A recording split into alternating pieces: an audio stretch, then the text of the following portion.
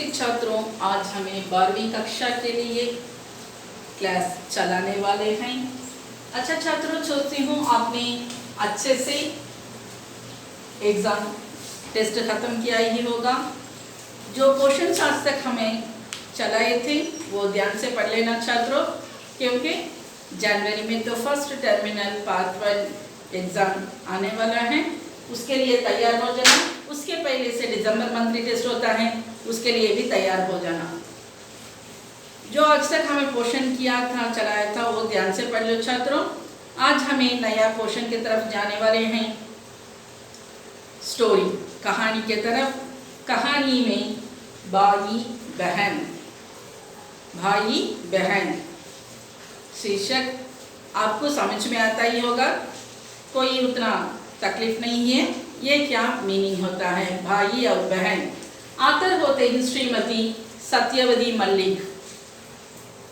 उनका जन्म 1906 में हुआ था।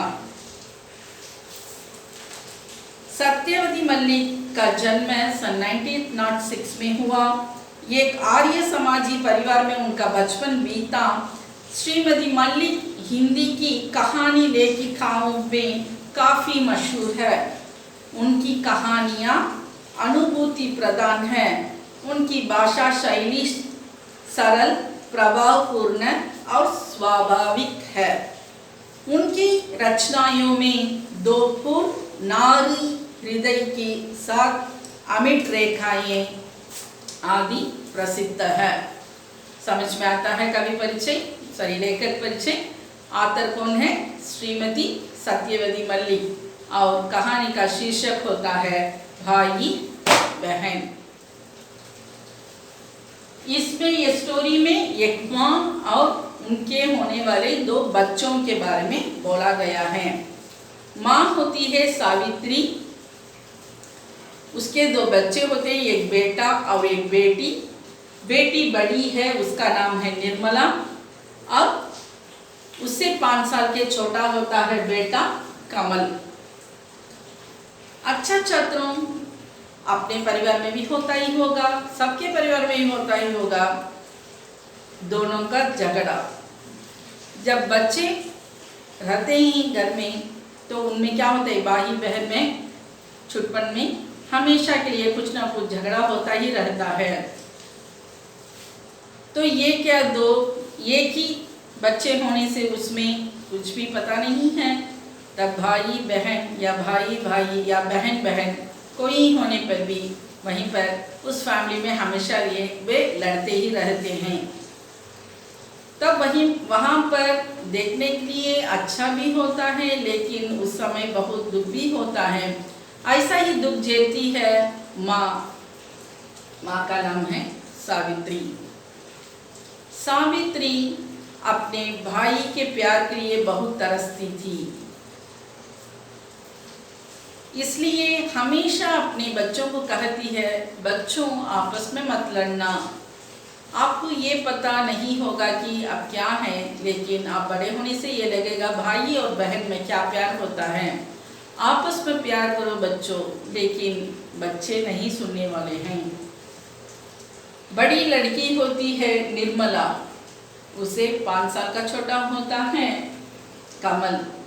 निर्मला हमेशा उसे चिढ़ाती रहती है। जो कुछ उन्हें उठाता है, जो कुछ चीज़ रखे रहता है वो छीन लेती है। जब वो रोता है उसके बारे में गाना गाती है। जब अच्छे से नए कपड़े पहनकर आता है तो उसे कुछ ना कुछ करके उसे गीला कर देती है, उसमें कुछ छिड़क देती है। ये काम ऐसा होने पर भी कमल हमेशा रोता हुआ अपने माँ से जाकर शिकायत करता है। माँ नाराज होती है और क्रोध से आकर निर्मला को डांटती है, क्यों ऐसा करती है? तू 5 साल उससे बड़ी होती है, हमेशा के लिए अभी भाई को सताती है। भाई बहन का प्यार क्या आता है, भाई को प्यार करो। देखो आज मैं मेरी भाई के प्यार के लिए तरस रही हूँ, ऐसा मत करना। कितने ही बार वो समझाती है, एडवाइस करती है अपने बेटी को, रहने पर भी वो नहीं सुनती है।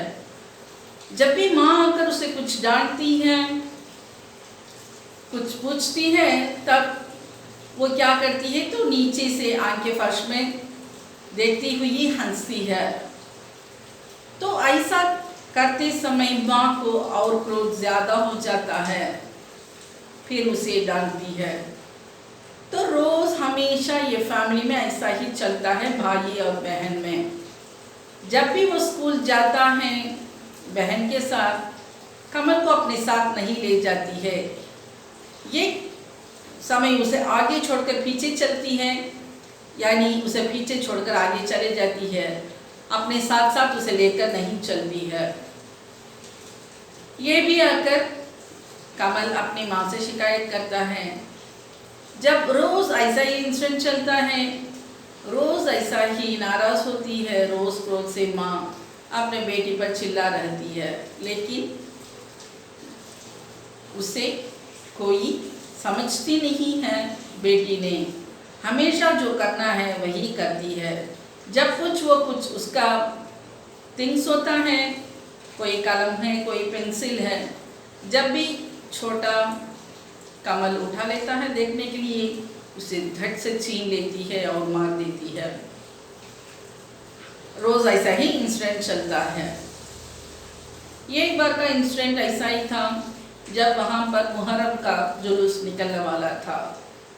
बड़ा जुलूस चलता है, बड़ा त्योहार, वो बड़ा जुलूस चलता है, वहीं पर बड़ा तमाशा होता है। तब निर्मला ने वो देखने के लिए, उसे बहुत आशा था, लेकिन वो माँ से परमिशन पूछने के लिए तैयार नहीं थी, क्योंकि माँ हमेशा उससे नाराज होती है।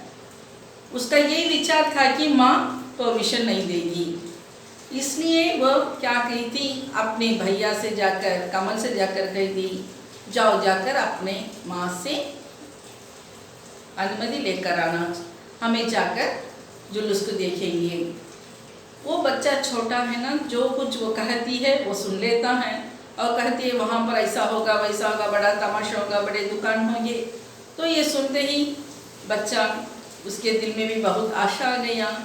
अच्छा, जाकर वो अपनी माँ से अनुमति मांगने गया। माँ समझ गई कि ये पूरा का पूरा प्लान अपनी बेटी का ही है, रहने पर भी वो वहीं पर जाने के लिए परमिशन दे दी। भाई और बहन दोनों निकले थे जुलूस देखने के लिए। जुलूस 5 बजे निकलने वाला था। बहुत तमाशे थे, बहुत बड़ा प्रोसेशन था, सब लोग तमाशा देख रहे थे। जब भी वह अपने भाई का हाथ को अपने हाथ में पकड़कर ध्यान से ही खड़ी होकर तमाशा देख रही थी। थोड़ी तो वो तमाशा देखने के उस इंटरेस्ट में वो उसके हाथ छोड़कर उसका भैया चला गया था, उसे लापता था। बहुत क्राउड था, बहुत बड़ी भीड़ थी, इससे छूट गया। वो कमल ने निर्मला के हाथ से छूट गया और भीड़ में खो गया। पहले ये समझ नहीं पाई, उसके बाद में देखी तो कमल वहीं नहीं था। उतनी बड़ी भीड़ में रहने पर भी वो इधर उधर घूमकर ढूंढने लगी और कमल कमल कमल ऐसा चिल्लाकर बुलाने लगी, कहीं पर नहीं था। दौड़ती है, डर गई, डर से कांपने लगी। तो माँ पूछी तो क्या करना, रहने पर भी इधर उधर ढूंढ ढूंढ कर अंत में वह घर चली गई। घर जाकर माँ से कहने लगी, माँ खूब डांटी। तो ये रोने लगी, बहुत रोने लगी, तरसती है, इधर उधर घूम कर जाती है, घूमती हुई देखती है और उसके फ्रेंड के घर वहीं पर जाकर देखती है क्या इधर कमल आया था, तो वो भी कह दी नहीं माँ, उसके घर में भी कमल नहीं है। तो माँ तो नाराज हो गई, लेकिन बहुत आश्चर्य से देखी थी बेटी क्यों ऐसा इतना तरसती है और रोती है, क्योंकि हमेशा वो क्या करती है, कमल को चिढ़ाती है, उसके साथ में कभी भी नहीं रखती है। इसलिए तो माँ को इतनी आश्चर्य हो गया। रहने पर भी देखी तो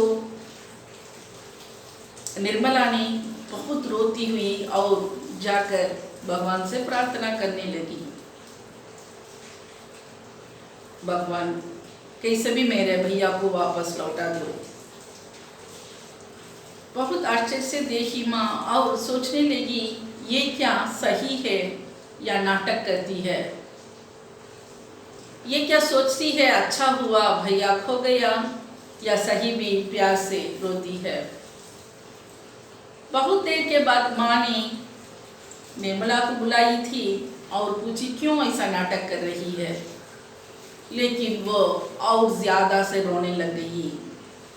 माँ ऐसा नहीं मेरे हाथ से छूट गया, बहुत देर तक मैं ढूंढ रही थी, उतनी बड़े भीड़ में नहीं मिला, तभी पता लगा बेटी सही से कहती है, सही प्यार है, अपने भैया के तरफ से सही से भी वो रो रही है। थोड़ी देर के बाद उनके पास वाले डॉक्टर साहब के नौकर के साथ कमल घर वापस आ गया। वो आकर कहा कि माँ उधर भीड़ में खड़ा हुआ था इसलिए मैं उसे वापस ला लिया, बच्चों को ऐसा भीड़ में अलग मत भेजो माँ, ऐसा कहकर नौकर वापस चले गया। जब कमल घर के अंदर आते ही तो इतना खुश हो गई, निर्मला ने दौड़ी थी, उसे लपेट लिया और पुचकारने लगी और गुस्सा भी करने लगी, क्यों गधा कहीं पर चले गया, मेरा हाथ छोड़कर कहीं पर गया, बार बार ऐसा ही प्रश्न पूछती थी और उसे लपेट कर पुचकारने लगी और रो रही थी। माँ दंग हो गई। माँ भी कमल से शिकायत की क्या हुआ, नहीं माँ मैं जाकर गुब्बारे खरीदने गया था, ऐसा ही छूट गया। ओके, फिर माँ ने कहेगी एडवाइस की कभी ऐसा जाते हो तो भीड़ में अलग मत होना, ऐसा ही मिलजुल कर ही रहना। लेकिन माँ इसके रोना और जो कार्य चल रहा है उसे देखकर बहुत दंग हो गई थी और पूछने लगी क्या ये सही है, लेकिन इसका थोड़ा भी याद नहीं कि निर्मला ने फिर वापस दौड़ी भगवान से थैंक्स कहने के लिए। वो जाकर भगवान को ऐसा ही प्रार्थना किया और धन्यवाद बोलने लगी, अपने भाई को सही सलामत से लौटाने के लिए भगवान को बहुत धन्यवाद।